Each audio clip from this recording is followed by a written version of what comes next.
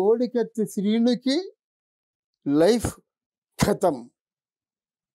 అదే ఏంటి ఇలాగంటున్నాడు అనుకుంటున్నారా? నిజంగా నేను ఆలోచిస్తే కొన్నాళ్ళ పాటు అంటే ఈ ఎలక్షన్స్ అయ్యేంత వరకు జైల్లోనే ఉంటే బాగుండేదేమో అని నాకు అనిపిస్తుంది, అన్నీ జాగ్రత్తగా ఆలోచిస్తే. ఈరోజు ఒక ప్రముఖ ఛానల్లో ఇప్పుడు కొద్ది నిమిషాల క్రిందట చూశాను, కోడికత్తి శ్రీనుకి బెయిలు మంజూరు, ఎవరితో మాట్లాడకూడదు, సభలు సమావేశాల్లో పాల్గొనకూడదు, మీడియాలో ఆయన తాలూకు ఇన్ఫర్మేషన్ రాకూడదు. మరి ఇంకెందుకు దండగా? అలా ఇంట్లో ఉన్నదేదో ఆ జైల్లోనే ఉంచేస్తే కొంతకాలం భద్రంగా ఉండేవాడు కదా. ఇప్పుడు ఒక్క మాట మాత్రం నేను సూటిగా చెప్పదలుచుకున్నాను. వైఎస్ఆర్ కాంగ్రెస్ పార్టీకి కోడికత్తి శ్రీను ఎంతవరకైతే గత ఎలక్షన్స్లో హెల్ప్ అయ్యాడో, ఈరోజు తెలుగుదేశం జనసేన పార్టీలకు అంతే హెల్ప్ అవుతాడు. అప్పుడు పార్టీలని తిప్పికొట్టినట్టు అయింది జగన్మోహన్ రెడ్డి. చూసారా, నా మీద హత్యా ప్రయత్నం జరిగిందని జగన్మోహన్ రెడ్డి, లేదు నా బిడ్డ ఒకగానొక బిడ్డని చంపాడని పూనుకున్నారని బైబిల్ సాక్షిగా విజయమ్మ గారు, నా అన్న మాకు కాకుండా చేసేశారు ఎగస్ట్ పార్టీ వాళ్ళు అని చెప్పేసి మరి షర్మిలమ్మ, వీళ్ళందరూ ఎవరు తోచిన విధంగా వాళ్ళు అన్నారు. అయితే కోడికత్తి శ్రీను చంపడానికి పూనుకున్నాడా, అయితే బొత్స శ్రీను మేనల్లుడు వాళ్ళన్న మాటలే, కోర్టు వాళ్ళన్న మాటలే, చంపడానికి పూనుకున్నాడా? అసలు ఇంతవరకు నానుస్తారు ఎందుకు? ఎవరో కంప్లీట్గా మరి కోర్టులో తీర్పు అయిపోయింది కదా, ముద్ద ఎవరో హంతకుడు ఎవరో చెప్పొచ్చు కదా. హంతకుడిని ఎందుకు దాచిపెడుతున్నట్టు? అసలు ఇది లా అండ్ ఆర్డర్స్ నాకేంటో అర్థం కావడం లేదు. హంతకుడు ఉన్నాడు, ఒక 5 సంవత్సరాలు టైం తీసుకున్న తర్వాత 5 సంవత్సరాలు మీరు కింద మీద పడి ఆ తల్లిని తండ్రిని ఆ కుటుంబాన్ని టార్చర్ పెట్టారు. ఇక ముందైనా హంతకుడు ఎవరో ఉంటే బాగుంటుంది కదా. బెయిల్ అంటే ఏమిటి? హంతకుడు కాదని నిరూపణ అవ్వలేదు, ఇంకా నిరూపణ అవ్వబోతుంది కనుక బెయిల్ తీసుకొని వచ్చాడు. అది చెప్పడం అది కాదు కదా మేము ఎక్స్పెక్ట్ చేసింది. ఎవరో హంతకుడు మీకు తెలుసు, అది చెప్పొచ్చు కదా. ఈరోజు న్యాయస్థానాలే నిజం మాట్లాడడానికి భయపడినట్టయితే ఇంకెవరు నిజం మాట్లాడతారు? ఎవరు నిజం చెప్పగలుగుతారు? అలాగే వివేకానంద మర్డర్ కేసులో కూడా నేను చంపాను మొర్రో అని దస్తగిరి 17 గొడ్డలి వేట్లు వేశామని అది చెబుతుంటే, చచ్చ నువ్వు చంపలేదు, నువ్వు చంపితే చంపి ఉండొచ్చు, కానీ దీని వెనక ఇంకెవరున్నారు? దీని వెనక ఎవరున్నారు? ఇంతవరకు దీని వెనక ఎవరున్నారు అన్నదే ఆలోచిస్తుంది సిబిసిఐడి. ఎందుకండి ఇది సిబిసిఐడి? హాస్పిటల్లో ఉంటే వాళ్ళని అరెస్ట్ చేసి తీసుకురావడం కష్టమా? వాళ్ళకి ఏమంటున్నారు, వాళ్ళ దగ్గర కార్యకర్తలు ఎక్కువ మంది ఉన్నారు, ఇలాంటప్పుడు పోలీసు ఏమాత్రం జోక్యం చేసుకున్నా చాలా ఘోరాలు జరుగుతాయని చెప్పారు. అంటే నేరాలకి ఘోరాలకి భయపడేవాడు దొంగ ఉన్నాడు, పెద్ద హంతకుడు, ఆ దొంగను పట్టుకోవా? అమ్మో వాడు హంతకుడు అంటే ఊరుకుంటావా? నీ దగ్గర ఉన్న వెపన్స్ నువ్వు ప్రయోగించాలి, ఆ దొంగను పట్టుకోవాలా?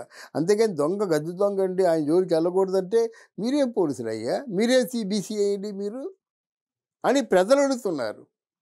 గనక ఇక్కడ ఈ కోడికత్తి శ్రీను వచ్చిన తర్వాత ఒక పల్లెటూరులో ఉంటాడు. బిర్యానీకి మర్డర్లు చేసేటువంటి ఈ రోజుల్లో కోడికత్తి శ్రీని ఎక్కడ లేపారో ఎలా లేపారో మాకు తెలియకుండా, అసలు మా జోలికి రాకుండా, ఆయన కనిపించకుండా, ఆయన వినిపించకుండా మీరు చేసేటంటే ఎవరు చేయరు? చాలామంది సిద్ధంగా ఉంటారు డబ్బులకి ఆశపడి చేసేవాళ్ళు. అంటే మీరు చేసేది ఏమిటి? ఆయన నేరస్తులు కాదని చెప్పినా బాగుండేది. ఒక పక్క బెయిల్ ఇచ్చారు, ఆ పక్క నేరస్తుడని మరి కంటిన్యూ చేస్తున్నారు. మరి వాళ్ళ తాలూకు ఆ స్ట్రాటజీ ఐడియాలజీ ఏమిటో నాకు అర్థం కావటం లేదు ఒకటి. రెండోది ఏంటంటే, ఈ జగన్మోహన్ రెడ్డి కోడికత్తి శ్రీను గురించి ఒక్కరోజైనా ఒక్క మాటైనా మాట్లాడా? ఎందుకు మాట్లాడటం లేదు? ఏ తాలూకు భయం లేకుండా, నోరిప్పకుండా మౌనంగా ఉండవలసిన అవసరం ఏమొచ్చింది? అలాగే బొత్స సత్యనారాయణ తాలూకు మేనల్లుడు శ్రీను అనేటువంటి విషయాన్ని బయటపెట్టినప్పుడు ఆ శ్రీను స్పందించాలా? Nonsense, what is that?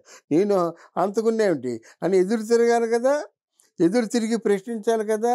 ఆయన ఎందుకు కిమ్మున చాప కింద నీరులాగా ఉండిపోయినాడు? గనక ఇదంతా కుట్ర, ఇదంతా మోసం, ఇదంతా దగ. అయితే ఒకటే చేయాలి ఇప్పుడు. ఆ కోడికత్త శ్రీను అనేవాడు ఈ ఎలక్షన్స్ అయినంత వరకు ఎక్కడో తలదాచుకోవాలా? లేదా బెయిల్‌తో పాటు నాకు ప్రొటెక్షన్ ఇవ్వండి. నాకు గన్‌మెన్నో ఎవరో పోలీస్ ప్రొటెక్షన్ కావాలి. Till elections ends.